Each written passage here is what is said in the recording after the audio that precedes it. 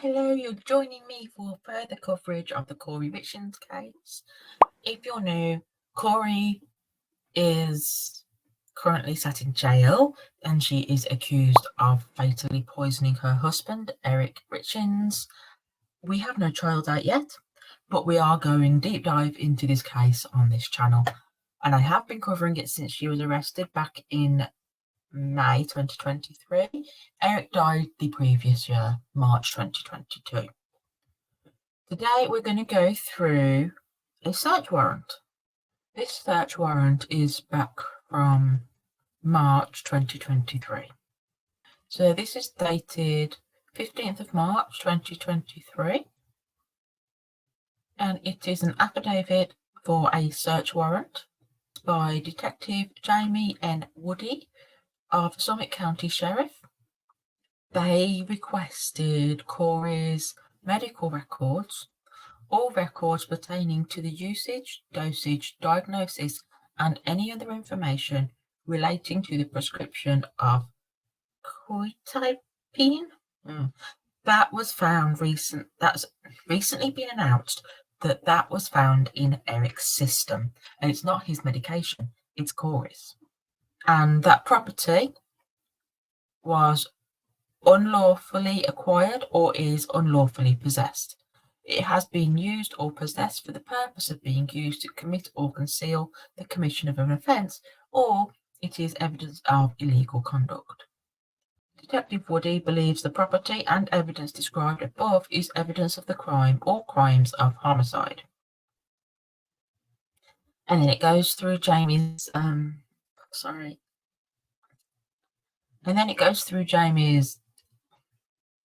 work history. Okay, so on the 4th of March 2022, a call came in for a deceased individual, Eric. Eric's wife was the caller and stated that her husband was cold and not breathing.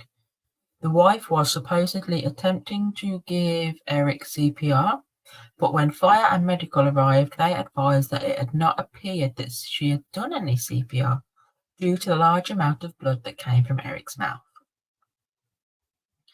According to Eric's wife, she was asleep with the kids in the next room until around 3 a.m. and last saw him at 9:30 the previous evening. She said she lay in bed next to him and put an arm around him and he felt cold. When she tried to wake him, she noticed he appeared to be deceased. The male was 39 years old and appeared to be in relatively good health with no major health problems except Lyme disease. The wife said that they were celebrating a work thing and that Eric had 1 shot of alcohol and a THC gummy. She was asked if he was addicted to any substances or took any other medications. She said he had no substance problems except a pain pill addiction in high school, but that he had no problems since. When she had been asked by EMTs and officers where Eric's medications were during CPR, she said she didn't know because the maid just puts medications in random places. Okay. The garbage from the home and down the hallway where Eric was were found. The garbage from the home and down the hallway where Eric was were found empty, and the master bathroom didn't even have a garbage. When looking through the bathroom medications, we did not find any painkillers or any other concerning medications for Eric. While investigating the death, I was told by Eric's family members that they suspected his wife had something to do with his death. They advised he warned them that if anything happened to him, she was to blame. According to a sister, Eric and his wife went to Greece a few years ago, and after his wife gave him a drink, he became violently ill and called his sister, saying he believed his wife had tried to kill him. On Valentine's Day of 2022, his wife brought him a sandwich, which after one bite, Eric broke into hives and couldn't breathe.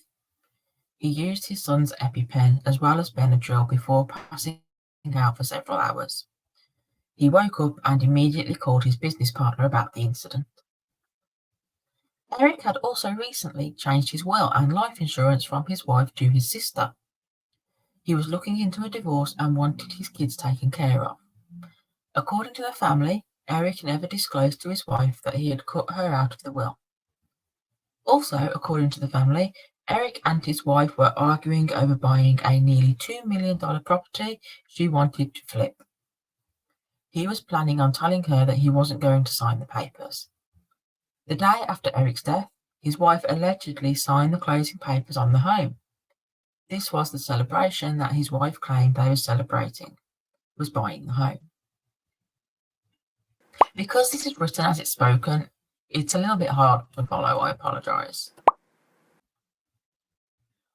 In January 2022, Eric's wife logged into Eric's life insurance policy by agreement with his business partner and changed them from each other's beneficiary to her as the only beneficiary.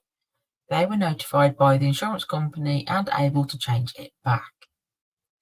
On the 8th of April 2022, the toxicology came back for Eric and it appeared that he died from a massive dosage of fentanyl.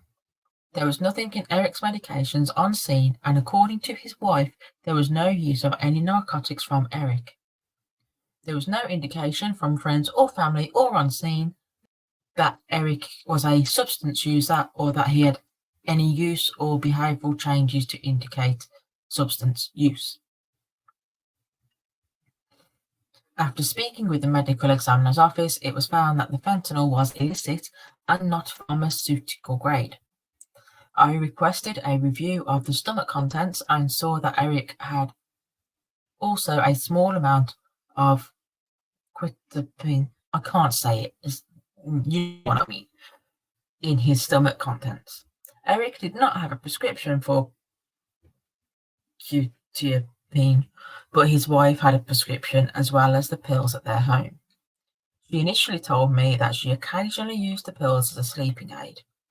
When speaking to the medical examiner and her colleagues, this use is not intended use of the medication, and it is instead shown as an antipsychotic.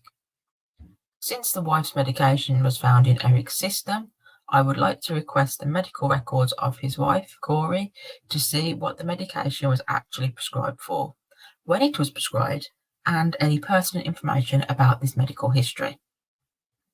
So this is the request for Kouri's medical records. And that's all it says. It then just, general, you've got to go do a search, etc. So that's interesting. It gives an insight into what happened on the night of Eric's death. And it nicely summarises the case so far. It includes all the previous accusations from Eric to his friends and family. It includes that Kouri allegedly changed the beneficiary of Eric's life insurance policies. And it discusses other alleged attempts at ending his life by Kouri. And it also goes into Kouri wanting to buy this $2 million property that she wanted to flip. We did do a tour of one of her properties. I don't know if it was that one. It's in the playlist. We've done there's so many videos on this case. Case hooked me in. But it is sad. Eric was a member of the Church of Latter-day Saints. I don't know if that's the right way to put it. The Mormons. He was a Mormon. And apparently he was a very loving father.